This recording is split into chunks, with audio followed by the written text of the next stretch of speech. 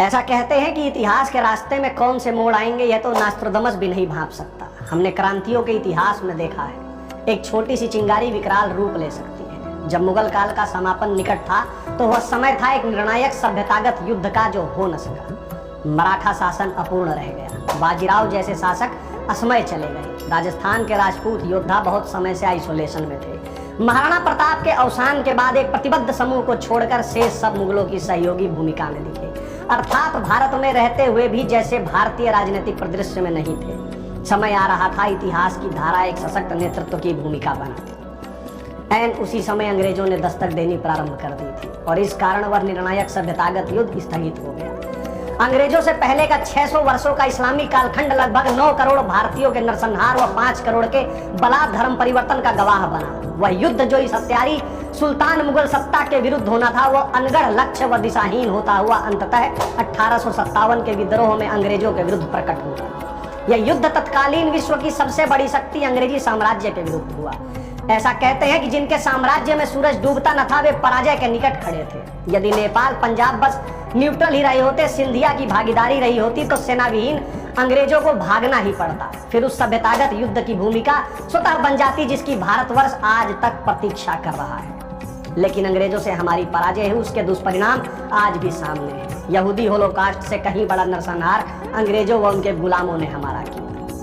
दिशाएं खोजते हुए लगभग 60 वर्षों के अंतराल के बाद इस भीरू शोषित विभाजित विखंडन की ओर बढ़ रहे नेतृत्व विहीन भारत के वातावरण में गांधी का आगमन होता है।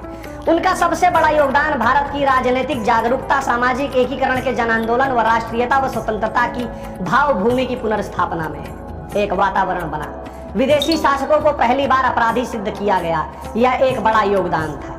लेकिन त्रिपुरी कांग्रेस अधिवेशन के बाद महानता की ऊंचाई से ढलान की ओर उनकी यात्रा प्रारंभ हो जाती है। बहरहाल वो अलग विषय है, उस पर फिर कभी कहा जाएगा। दरअसल लोकतंत्र क्रांतियों का वाहक नहीं होता, यह यथास्थिति की व्यवस्था होती है। नेतृत्व जब आज के सम्मान सक्षम होता है तो देश समग्र विकास के नए प्रतिमान तो स्थापित करता है, लेकिन नियत सीमाओं का अतिक्रमण तो क्रांति धर्मी सोच ही कर सकती है। पाकिस्तान का ध्वंस विकास से न होगा, यह तो राष्ट्रीय क्रांति का मूल लक्ष्य बनेगा।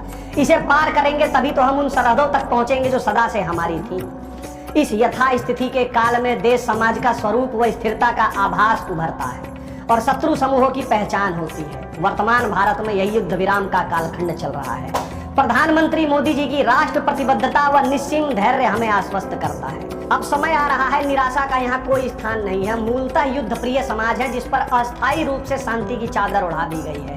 हम बहते हुए रक्त से घबराते नहीं है। 9 करोड़ के बलिदान व हमारे ही कटे सिरों की कितनी ही मीनारें हम स्वयं पीछे छोड़ आए हैं। हमें हिंदुओं में से ही मराठे, राजपूत, हरिहर, बुक्का, बंदा, बैरागी, अहोमो जैसे अनगिनत योद्धा खड़े हुए हैं और भी आएंगे। कौन जानता था मराठों को छत्रपति शिवाजी महाराज से पहले बप्पा रावल ने ही तो राजपूतों का परम योद्धा रूप स्थापित किया था। कौन जानता था कि एक ब्राह्मण 1857 की क्रांति का संवाहक बन जाएगा। ऐसे ही बहुत से समाज हैं जो आगे आने वाली चुनौतियों से जूझने के बाद विख्यात हो जाएंगे। बस एक विचार क्रांति व सांगठनिक क्षमता चाहिए। लक्ष्य का अकाल नहीं है, वह सामने है। शत्रुबोध खंडित न हो। यह एक लोकतंत्र का समय एकीकरण व तैयारियों के लिए है और फिर दूसरों को क्या कहें, आप स्वयं के बदलाव को ही न पहचान पाएंगे। बस हम उस निर्णायक युद्ध की आकांक्षा रखें, प्रतिबद्ध रहें। आप उस स्वर्णिम भविष्य के सिपाही हैं। यह युद्ध तो होकर रहेगा।